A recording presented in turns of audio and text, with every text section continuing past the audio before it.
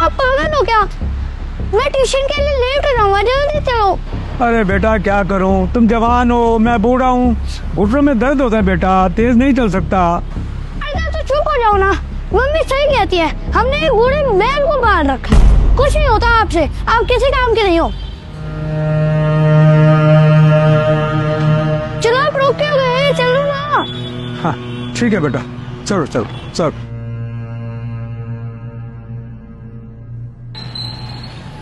अरे सर आप पड़ोसी। Good afternoon. बेटा ये कौन है? ये हमारे प्रिंसिपल साहब। अच्छा अच्छा, नमस्कार जी, आप इसके दादाजी हैं? जी। बेटा आप कौन सी क्लास में पढ़ते हो? मैं फोर्थ। और आपका नाम क्या है? तो राघव बेटा, ये आपका बैग आपके दादाजी ने क्यों पकड़ा हुआ है? जी वो बच्चा है ना, बैग बहुत भारी है, थक जाता है। देखिए सर, आप मेरे पिता समान हैं, थक तो आप भी इस उम्र में बहुत जाते होंगे, पर रही बात बच्चों की, तो बच्चों में तो काफ़ी एनर्जी होती है, उन्हें हमें काम करने देना चाहिए। और राघव बेटा, आप अपना काम अपने आप किया करो और दादू के साथ ऐसे बातें नहीं करते। लेकिन मम्मी पापा ही कहते हैं कि दादू तो काम करने के लिए है, अगर वो काम नहीं करेंगे तो उनको ओल्ड एज होम भेज देंगे ना।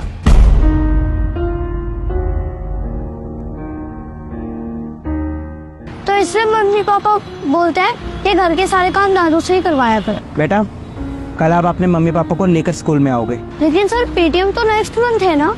मुझे पता है पेटीएम अगले महीने है, लेकिन मैंने बोला ना कल आप अपने मम्मी पापा को लेकर आओगे। Okay sir. Now go. चलो ना तो। हाँ बेटा चलो।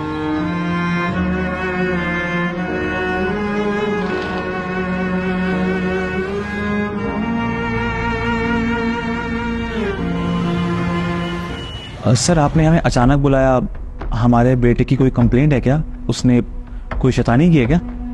नहीं, राघव ने कोई शैतानी नहीं की है, मुझे आप लोगों से बात करनी थी, इसलिए मैंने आप लोगों को बुलाया। आप एक काम कीजिए, ये कुछ लिस्ट है, आप एक बार चेक कर लीजिए दोनों।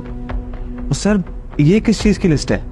दरअसल ये हमारे शहर में जितने भी ओल्ड एज होम है उसकी लिस्ट है। अरे सर ओल्ड एज होम की लिस्ट आप हमें क्यों दे रहे हैं? आप लोग चेक कर लीजिए जो ओल्ड एज होम आपको अच्छा लगता है, क्योंकि आप लोगों को जाना पड़ेगा ना वहाँ पे। अरे सर आप क्या बात कर रहे हैं, हम भला क्यों जाएंगे ओल्ड एज होम? क्योंकि आपका बेटा आपको वहाँ भेजेगा। राघव, बट सर वो ऐसा क्यों करेगा?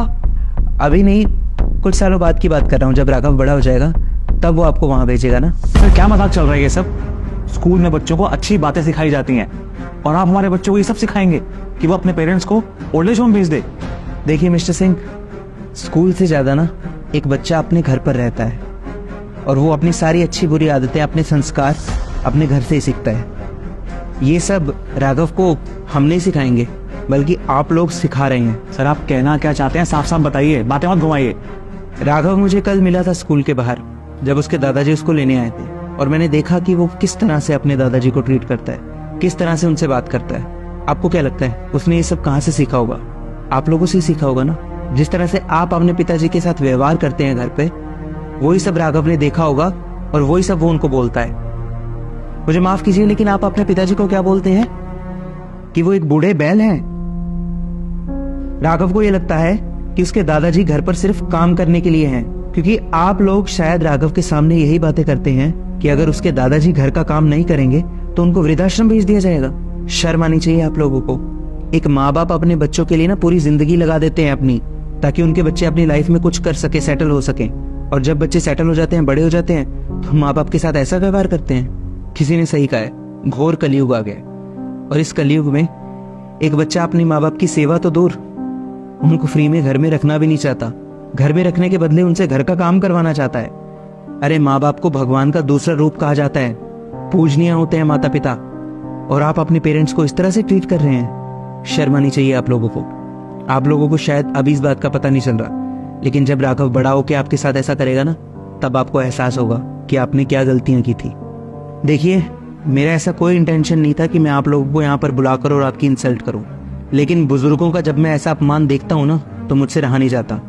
ये आप लोगों का घर का मामला है और मुझे आपके घर के मामले में नहीं बोलना चाहिए, लेकिन बस मैं आप लोगों को समझाना चाहता था, एंड आई होप कि आप जल्दी इस बात को समझ जाएंगे। बाकी आपको जैसा ठीक लगता है आप करिए, लेकिन हाँ, इस बात को जरूर याद रखिए कि जैसे आप कर्म करेंगे ना, आपके साथ भी वैसा ही होगा। पर सर देखिए, मुझे जो बोलना था आपको बोल दिया, अब मैं आपकी कोई और बात नहीं सुनना चाहता, आप जा सकते हैं।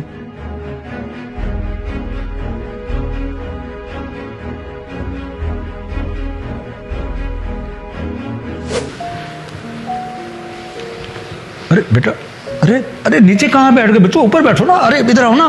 पिताजी, आप हम दोनों को माफ़ कर दीजिए। हमसे बहुत बड़ी गलती हो गई है। हमने पूरी ज़िंदगी जाने अनजाने में आपको बहुत दुख पहुंचाया है, और आज नौबत यहाँ तक आ गई है कि हमारा बच्चा भी आपकी इज्जत नहीं करता। हाँ पापा जी, हमें प्लीज़ माफ़ कर दीजिए। अगर हमने आपकी इज्जत की होती तो आज राघव भी आपकी इज्जत करता। वो इस तरह से आपसे बात नहीं करता। प्लीज़ हमें माफ़ कर दीजिए। जिस उम्र में बच्चों को माता पिता की सेवा करनी चाहिए, उस उम्र में हम दोनों आपसे काम करवा रहे हैं। कोई बात नहीं बच्चों, इधर आओ, आओ ऊपर आओ बेटा, आओ आओ, आओ।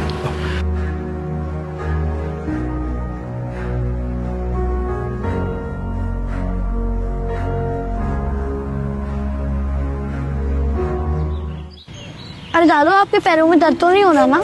नहीं बेटा, बिल्कुल ठीक है। चलो मैं आपकी हेल्प करता हूँ, आप लेके जाओ। अरे चलो बेटा, चलो आओ।